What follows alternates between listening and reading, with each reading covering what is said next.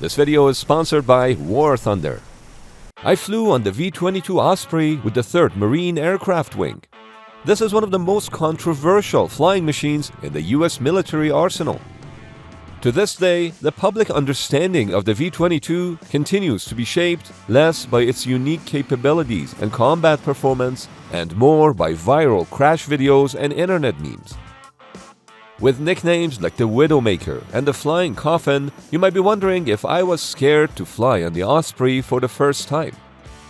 The truth is, I wasn't. That said, my cameraman refused to fly with us. But the reason is not what you think. The V-22 Osprey is the world's first successful production tiltrotor.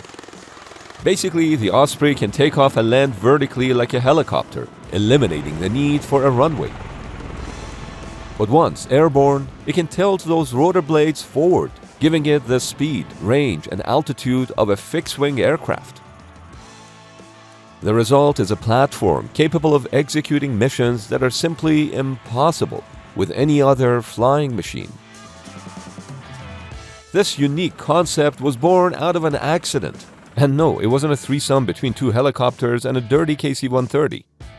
I'm referring to the catastrophic failure of Operation Eagle Claw in 1980, in an attempt to rescue the 52 American hostages being held in Tehran after the Iranian Revolution. In the aftermath of that incident, the United States developed the V-22 Osprey, which is now heavily used by the United States Marine Corps, primarily for transportation, insertion, and recovery of Marines in contested areas. Of course, the negative reputation of this platform is cemented in its disastrous developmental phase in the 1990s. As of July 2025, a total of 65 military and civilian lives have been lost in V-22 accidents. There were 4 major mishaps that occurred during the development phase of the aircraft, accounting for 30 of those deaths. The other 35 were killed after 2007, once the aircraft began its initial operations. But the V-22 platform is no more dangerous than the other helicopters in service, like the H-60 Blackhawk or the CH-53E Super Stallion. For an objective comparison, we should look at each platform's Class A mishaps. These are the most serious of mishaps, when an injury or occupational illness results in a fatality or permanent disability, a DoD aircraft is destroyed, or when the resulting total cost of damages to government and other property is in excess of $2 million. Now let's look at the stats. For the US Marine Corps MV-22B platform, the Class A mishap rate was 2.56 per 100,000 flight hours between 2015 and 2024. But if you look at the average of all Marine Corps aircraft in that same time frame, the mishap rate is higher, at 2.67 per 100,000 flight hours. The US Air Force variant, the CV-22, suffered from 2.97 fatalities per 100,000 hours. Compare that to the fatality rate of the H-60 family of aircraft, also known as the Blackhawks, which came in at 6.5 fatalities per 100,000 flying hours. The US Navy has had 0 Class A mishaps with their CMV-22 variant, which shouldn't be a surprise since the Navy is just incredibly good with their paperwork game. Another thing to consider is that the V-22s fly almost twice as fast as helicopters, which means they accomplish a mission in about half the time. So we're not really comparing apples to apples when we look at the number of accidents per flight hour. If we instead calculate the mishap rate over distance flown, the Osprey will be considered much safer. In fact, MV-22s had no Class A mishaps in fiscal year 2024 and 2025, despite an increase of nearly 10,000 flight hours in fiscal year 2025. But then, how come the Osprey still gets such a bad rap? I have 3 words for you. Auto-rotation. In a helicopter, if all engine power is lost, the pilot can disengage the rotors from the transmission. So as the helicopter falls, the upward flow of air would turn the rotor blades. This is known as autorotation. The pilot then uses the stored kinetic energy in the blades to flare and cushion at the time of landing. This maneuver, however, is not really possible in the Osprey, since the blades cannot store sufficient kinetic energy to effectively arrest a rapid descent. But the V-22 was never meant to auto-rotate. It is designed to glide. And if you don't know how that feels, you can play War Thunder. War Thunder is the most comprehensive vehicle combat game ever made, with over 2,500 vehicles from 10 major nations, whether it's the 1920s biplanes or today's modern fighter jets. The game's graphics and sound effects put you right at the helm of the most powerful war machines of our times, especially given the component-level, realistic vehicle damage models in War Thunder. So when something gets hit, you can see it using the X-ray vision and decide how to make your next move. This is why me and over 95 million others play War Thunder on their PC, PlayStation, Xbox, and even mobile devices. Whether you're a new or returning player who hasn't played in 6 months, click the link below and you receive a massive bonus pack on PC and consoles, including multiple premium vehicles, the exclusive vehicle decorator Eagle of Valor, 100,000 Silver Lions, and 7 days of premium account. It's a limited time offer, so don't miss it. In airplane mode, the V-22 behaves as a fixed-wing turboprop with a glide ratio of approximately 4.5 to 1. Now, compared to a Cessna or a glider, the Osprey doesn't have a great glide ratio. But that's sufficient to execute a controlled run-on landing at speeds of around 130 knots, at least according to simulator testing. You might be wondering, what about those massive blades? Yeah, I guess on the Ospreys you always have to come down like a helicopter, or you can't land yes, like yep. a... So if you see here, like our blades, they actually extend 9 feet below the aircraft. But the blades are specially designed for situations like this. Blades are designed to break away and just kind of shatter under that impact, so that way you can land the aircraft. With that said, having to perform an unpowered glide down is extremely unlikely, since the Osprey has 2 engines. And even if one of them fails, the other engine can easily drive both rotors. This is thanks to the interconnected drive shaft that ensures both rotors always remain in sync, similar to the rotor blades on the CH-47 Chinook. There are multiple cabin escape hatches on the sides and roof of the Osprey, in case of emergency. You might be wondering, if the Ospreys are so safe, then how come the US president is banned from flying on them? This is another myth. There is no ban, it's just not practical. The V-22's powerful rotors produce a hurricane of downwash that can damage anything immediately below them. Imagine what it can do to the manicured lawn in the White House. Plus, the president needs a comfortable office while in transit.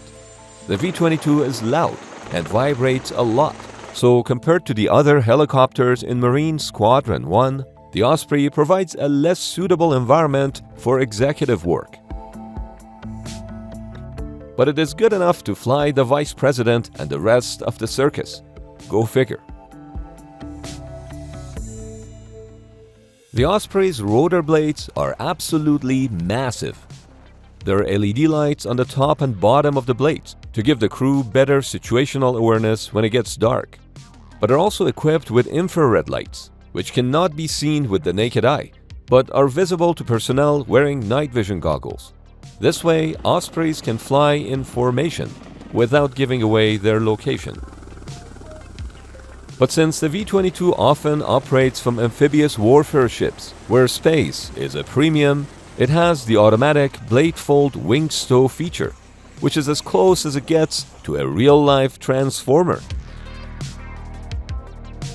The whole procedure takes a sweet 90 seconds and happens in 4 steps. First, the rotors are indexed to a specific position. The blades are then folded inward on top of the wings. Next, the engine nacelle rotates to a horizontal position. And lastly, The 45-foot wing structure unlocks and rotates clockwise 90 degrees to lie flat along the top of the fuselage. And that's how the Osprey transforms from a combat-ready width of about 84 feet to a stowage width of just over 18 feet. But that beauty and elegance comes at the cost of maintenance, a lot of it. The folding mechanism relies on a network of proximity sensors, hydraulic actuators, and locking pins. Even if one sensor fails, the flight computers would prohibit takeoff, even though the aircraft is fully functional. The maintenance crew used the term "hangar queen" when referring to an Osprey that's been on the ground for a long time to undergo repairs. The V-22 is notoriously expensive to operate, with statistics often citing a cost per flight hour of over $11,000, compared to about $4,000 for Black Hawk or Chinook. The cross-shafted drive system, swiveling nacelles, redundant hydraulic systems, and the aircraft's fly-by-wire flight control system that must interpret pilot inputs differently depending on the angle of the nacelles, all contribute to higher maintenance costs. But the lion's share of the maintenance hours, about 60% of it, are spent on the two nacelles. Nacelles are sections of the wings that can tilt to enable the transition from rotary wing to propeller-driven flight. This mid-flight transition is so smooth you barely notice it unless you have eyes, ears, or emotions. Kidding aside, the nacelles can rotate at a maximum speed of 8 degrees per second, so the full transition would take at least 12 seconds. In addition to the Rolls-Royce T406 engine that can deliver 6,000 shaft horsepower, inside each nacelle there's also a drive system, gearbox, and other components.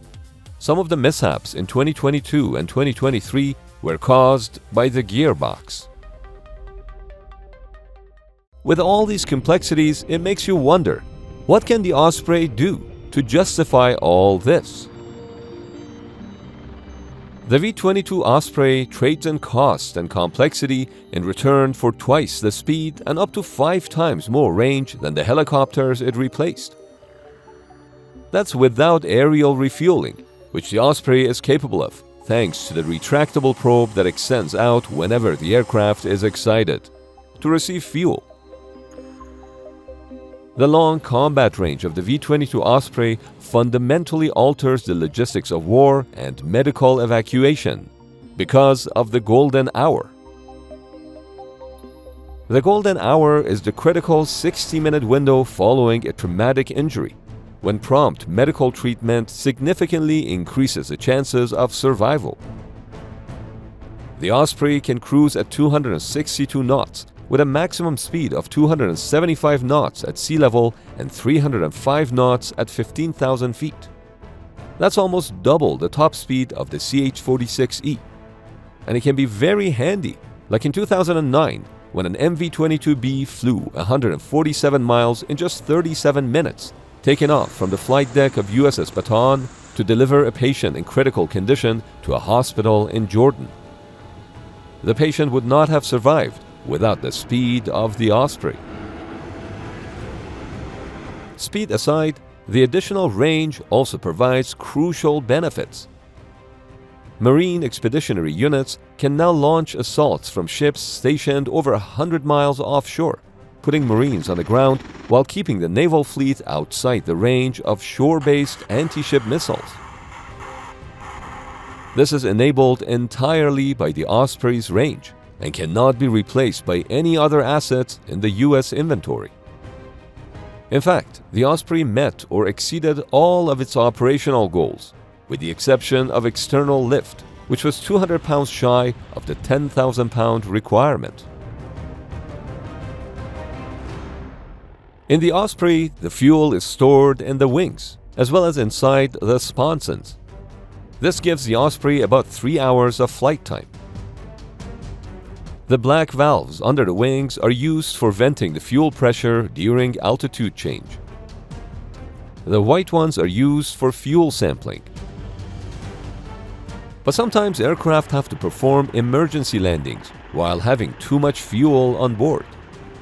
That's why the Osprey has a fuel dump exit, which pumps out the extra fuel via pipes that run through the walls of the cargo compartment. The V-22 could just give the extra fuel to someone else. Although, in practice, the tanker role is mostly filled by the KC-130J Super Hercules. This enables smaller amphibious assault ships loaded with F-35Bs and V-22s to project power in regions where a full supercarrier might be too vulnerable or unavailable. For the US Marine Corps, the capabilities jammed into the MV-22 Osprey are honestly ridiculous. Inside the cockpit, there are 2 pilots, both of which have full control of the bird from either the left or right seat, and they can haul 24 troops, sling cargo on single or double hooks for medium lift missions, deliver Marines by fast rope or static line, and yank people out with a rescue hoist, all while carrying extra fuel tanks when the mission needs more range. But one major complaint about the Osprey comes from the gunner, because when in helicopter mode, the nacelles can block the view of sight gunners. The solution to this is with the US Army. The US Army is looking to replace the aging UH-60 Blackhawk with a tiltrotor similar to the V-22, designated as MV-75. While in the V-22, the entire nacelle rotates, in the MV-75, only the gearbox rotates. The engines always remain horizontal, so the sight gunner will always have a clear view.